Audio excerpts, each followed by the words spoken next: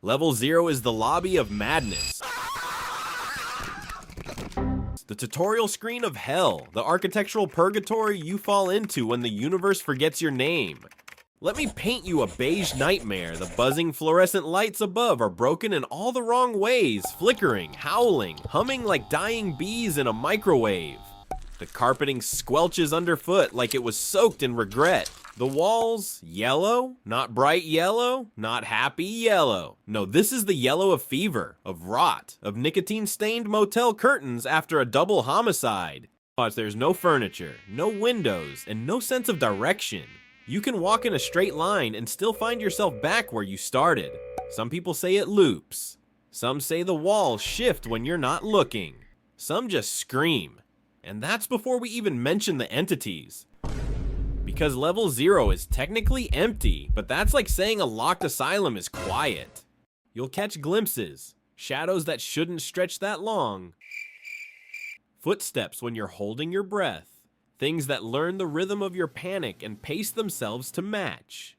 Time doesn't work here, neither does logic. Level 0 isn't a place, it's a punishment for curiosity, a cosmic sigh, a loading screen for trauma. The longer you stay, the more it remembers you, and then it starts adding rooms. New ones, just for you.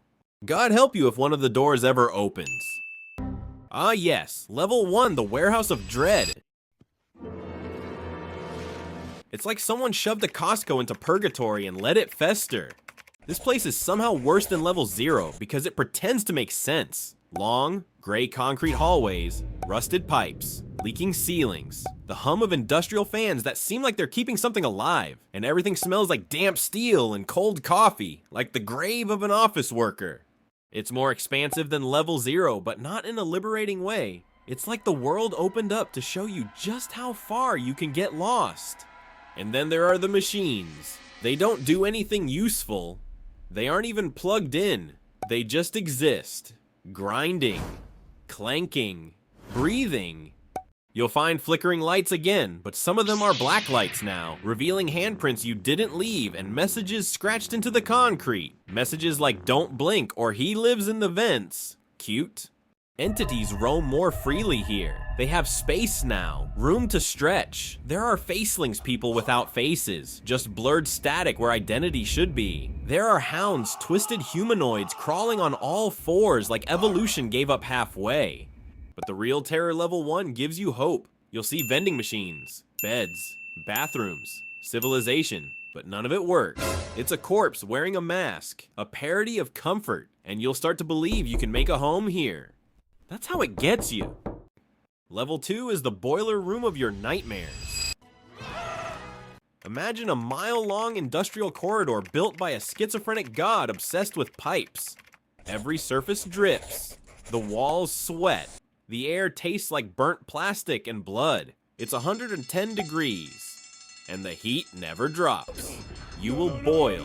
You will hallucinate. You will beg for the cold. There are doors here, yes, but none that open where they should. Some lead back. Some lead deeper. Some lead into nothing. And you'll hear whispers in the pipework. Not voices, ideas. Impressions. Regretful promises. They speak in the clanking of rusted valves and the moaning of shifting metal. They know your name now. Then come the things that don't belong anywhere else. Smilers. Long-limbed grins that hover in the shadows like something dreamed up by a sadistic Pixar animator on acid. Their teeth gleam like oil-slick razors. You see one run. If it grins back, it's already too late. There are vents large enough to crawl through, but they breathe. They suck air in like lungs. Sometimes they exhale. Sometimes it smells like meat. This level feels endless. It's not, you just start confusing the sound of your heartbeat with the pounding of metal. You start screaming just to hear something human.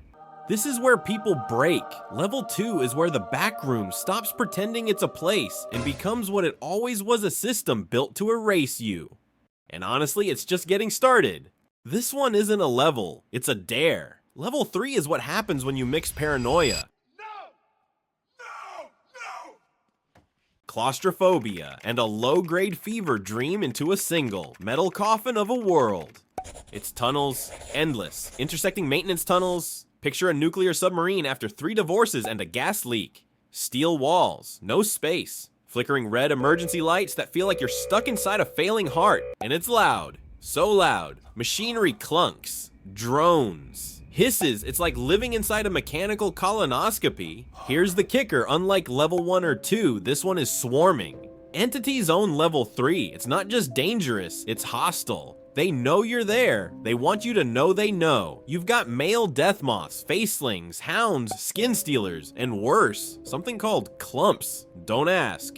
You will run out of stamina. That's not a threat. That's a guarantee. This place is a chokehold made of metal and sweat. And if you stand still for even a moment, the walls might just inhale. Some tunnels are blocked, some aren't. Some lead to places that smell like ammonia and fear. Some lead to level fun, which despite the name is less Chuck E. Cheese and more John Wayne Gacy's Pinterest board.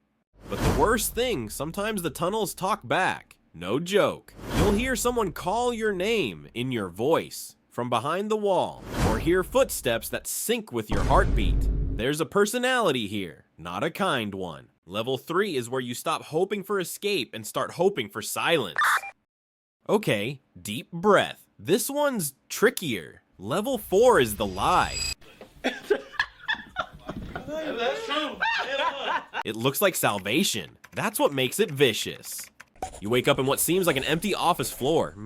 Carpets, desks, power outlets, water coolers. It's quiet, almost too quiet. No hum of fluorescent lights. No moaning metal.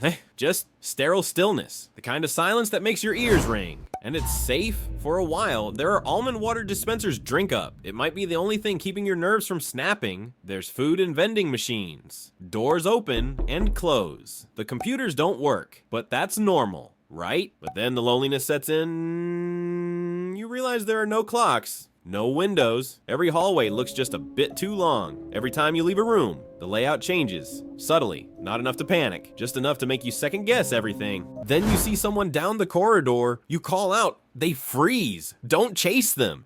They're not here for your benefit. This is where the Backrooms plays the long game. It lets you breathe. It lets your guard down. And that's when you notice the facelings, the ones dressed like office workers. The ones that don't blink. The ones that whisper in filing rooms when no one should be there. If level 3 was the heart attack, level 4 is the stroke quiet, creeping, inevitable. This one has a name, the hotel, a misnomer. It's not for guests, it's for ghosts. Level 5 is where class and madness hold hands and waltz toward the abyss.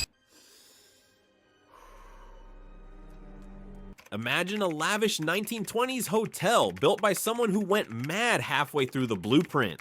Velvet carpets, gold-trimmed railings, jazz leaking from broken gramophones, and an endless ballroom filled with no one. The lights are always dim, not dark, just low. Like the world is trying to look sexy while slowly disemboweling you. Every mirror shows your reflection, but something's off. Too slow, too still. Too interested in your back. There are elevators. Oh God, the elevators. They go sideways. They hum songs you forgot you knew. Sometimes they open onto stairwells that descend into static. And the hallways go on forever. The same red wallpaper. The same oil paintings of places that don't exist. You'll see portraits where the eyes move. You'll see staircases that loop back into themselves. And you'll hear scratching. Always scratching. Some say there's a concierge. No one's seen him, but bills still appear under your door, written in a language you almost understand. Entities here don't attack, they observe. A whisper behind a curtain, a doorknob that turns when you pass, a phone ringing in a room that was locked yesterday. This level doesn't want to kill you, it wants to entertain you. And by the time you realize you've been dancing alone for hours, your feet blistered and the walls bleeding jazz, it's too late. You've checked in. You never check out. You want to know what nothing feels like. Not emptiness, not silence. Nothing. That's level 6.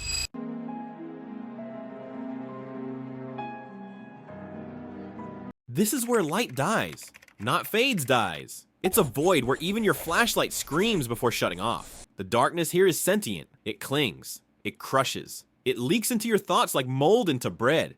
You don't see, you don't hear, you know, and what you know is that something else is breathing right next to you. You might think, darkness can't hurt me. That's cute. Level 6 would like a word. People don't last long here, and it's not just because of the terror. It's the way it whispers. There's an infrasound buzz, like a black hole purring, and it burrows into your skull like an emotional parasite. You start remembering things you never did. You start hating people you loved. You start laughing when your nails break from scraping the floor. No visuals, no navigation, no exit signs, just pure, uncut sensory deprivation flavored with existential salt. You will hallucinate. You will beg to hear even a single footstep that isn't your own. You might even get your wish. People talk about an entity here, but honestly, who cares by the time it finds you? You'll already be in pieces psychologically, if not physically. There's no dramatic chase, no grand finale. You don't die here, you dissolve. Level 6 is not the absence of light, it's the presence of nothing. It is void, and it is patient. Level, oh yes, this one, this bastard. Welcome to level exclamation point, also known as run.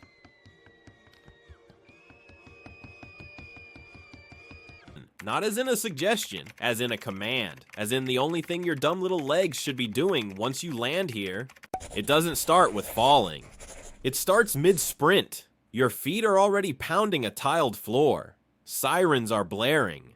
The lights are red and strobing like a rave designed by Satan's uncle. And behind you, something's coming. You never get a good look at it. You don't want to. It's tall, twitching, impossibly fast. And sounds like it's made of razors and regret. You're in a hallway, or a school, or a mall. It doesn't matter. The architecture changes, but the rules don't keep moving. And the worst part, the walls are helping it. They close in. They reroute. 1 minute, you're dashing through locker-lined corridors. The next, you're squeezing through some cracked drywall in a maintenance closet and praying your back doesn't explode from tension. Every second in this level is a panic attack in physical form. Every breath tastes like fire alarms and wet tile. You think you hear others running too. You don't. That's just your past self screaming through time. Some people claim there's an exit door, but no one's shown a picture. No one's drawn a map. They just say, if you see it, don't hesitate. That's reassuring. Level is a glitch, a punishment, a sick joke from the back end of a forgotten simulation. You don't beat it, you outrun it. And if you stop, even once, to question how you got there, it answers